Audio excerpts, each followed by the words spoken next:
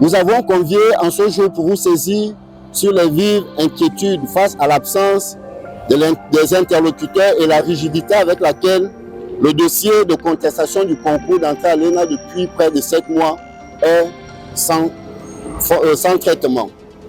Rappelons que le concours d'entrée à l'ENA a été organisé en août 2024 par le ministère de la fonction publique et du renforcement des capacités. Et les résultats avaient été publiés sur la page Facebook du dit ministère le 9 octobre 2024. À la suite de cette publication, nous avons observé un certain nombre d'irrégularités dont les majeures sont la présence sur les listes des admis et candidats ayant été recalés dès le premier tour, la proportion supérieure sur la liste des admis des candidats ayant obtenu les plus faibles moyennes au concours, du moins des admissibles, soit la note de 10,00. La permutation irrégulière et illégale des candidats d'une filière à une autre. L'absence totale des numéros de composition et des notes de chaque candidat en violation de l'article 15 de l'arrêté 0007 convoquant le dit concours. Ces faits font apparaître que près de 215 candidats sur les 450 déclarés admis sont présents dans les listes de manière frauduleuse. Sur la base des irrégularités observées, un constat du d'huissier de justice a été dressé le 10 octobre 2024 pour certifier ces observations. Ce constat du d'huissier a constitué la base à partir de laquelle nous avons entamé de nombreuses démarches administratives et juridictionnelles. Ainsi, avons-nous saisi à ce jour le Premier ministre de la Transition, le Conseil d'État, la Présidence de la République, le Président de l'Assemblée nationale, le Président du Sénat, le Président du Conseil économique et social, sans oublier la fonction publique elle-même. Devant le silence assourdissant de l'administration et le juge administratif, nous avons entamé une grève de la faim le 10 janvier 2025 devant le siège de l'Assemblée nationale. Après 13 jours, nous avons suspendu la grève à la suite d'une rencontre à la présidence de la République et plus précisément avec la Direction générale des services spéciaux, qui est rencontre fondée sur le principe de nous entendre à la suite de nos revendications. Dans cette même période, et pour montrer notre bonne volonté, nous avons, sur conseil de certaines autorités, décidé de relancer l'administration à travers un nouveau courrier dans lequel nous formulions des propositions de solutions de cette sortie de crise depuis le 20 janvier 2025.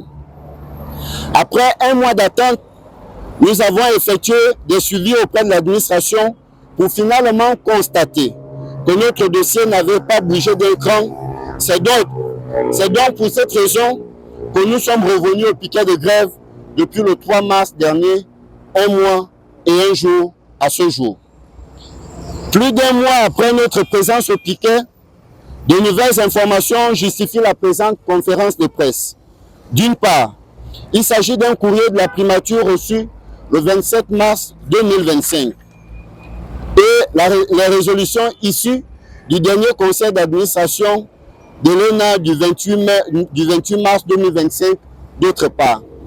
S'agissant du courrier reçu de la primature, il a rappelé qu'il vient en réponse à notre seconde saisine à l'endroit de l'administration en date du 20 janvier 2025. De prime abord, nous tenons à remercier le Premier ministre pour l'intérêt accordé à notre second courrier. Toutefois, le dit courrier soulève quelques préoccupations, entre autres. Dans un premier temps, signifiant que le courrier est signé du 6 mars 2025 alors que nous l'avons reçu le 27 mars 2025. Près d'un mois plus tard, ce décalage nous fait constater que notre dossier n'est pas traité avec l'urgence qu'il nécessite, ne serait-ce qu'à cause de notre exposition quotidienne à toutes sortes de dangers de la nature et à l'imminence de la rentrée des classes à l'École nationale d'administration.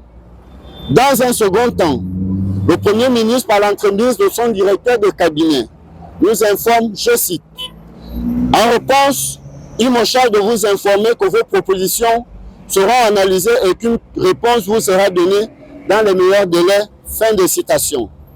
près d'un mois plus tard, alors que les cours pourraient débuter dans 18 jours à l'ENA, nous nous interrogeons sur la nature des meilleurs délais. Parallèlement à la réception de ce courrier de la primature de la transition, le conseil d'administration de l'ENA s'est réuni en session ordinaire le vendredi 28 mars 2025 avec en ligne de mire la rentrée des classes prochaines. L'une des décisions importantes de ce conseil, sous réserve de confirmation par le gouvernement, est l'annonce du début des cours fixé au 22 avril 2025, dans exactement 2 semaines et 4 jours. Considérant cela, nous comprenons que le conseil d'administration de l'ENA est fin prêt et s'empresse de lancer les hostilités. D'ailleurs, nous, collectif Tous contre la fraude à l'ENA, sommes également désespérés de nous abîmer dans la nature jour après jour. Mais il est important que chacune des parties reste conforme aux orientations du chef de l'administration, le Premier ministre de la Transition. Après avoir pris la décision de mener ce combat en toute responsabilité vis-à-vis de l'administration, après avoir essuyé toutes sortes d'humiliations de la nature, voici que nous avons l'impression que nous sommes totalement ignorés, car en effet, les résolutions du dernier conseil d'administration le laissent penser. Nous posons alors la question suivante. Comment devons-nous réagir face à des injustices pour espérer être soit écoutés, soit considérés dans notre pays? Telle est l'interrogation qui fonde la présente conférence de presse et qui nous laisse de plus en plus inquiets car l'administration tend à nous balader.